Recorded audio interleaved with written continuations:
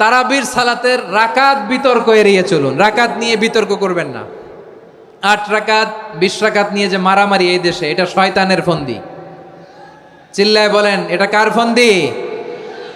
আমরা 20 রাকাত পড়ি, আপনারা হয়তো 8 রাকাত পড়েন, কোনো অসুবিধা নাই। আমরা যারা 20 রাকাত আমরা পড়তেছি, আমরা 20 রাকাতের কথাই বলি, 20 রাকাত আমরা পড়বো আজীবন। সৌদি আরবে মক্কা মদিনায় 20 রাকাত পড়ে, কোনো অসুবিধা নাই। অন্যান্য মসজিদগুলো 8 রাকাত পড়ে, এই নিয়ে এদের মধ্যে মারামারি আছে? হ্যাঁ, এই জন্য রাকাত বিতর্ক এড়িয়ে চলবেন। প্রিয় ভাইয়েরা, আপনার আমল আল্লাহর কাছে কবুল হবে সংখ্যার বিচারে না উত্তমতার বিচারে? বলেন তো, সংখ্যার বিচারে না উত্তমতার বিচারে? উত্তমতার বিচারে। কত চমৎকার ভাবে আপনি আল্লাহর সামনে দাঁড়াতে পারছেন এটা বিবেচ্য। রুকু সেজদাগুলো সুন্দরভাবে করবেন। রুকু থেকে সোজা হয়ে দাঁড়ানো ওয়াজিব, 2 সেজদার মাঝখানে সোজা হয়ে বসা ওয়াজিব।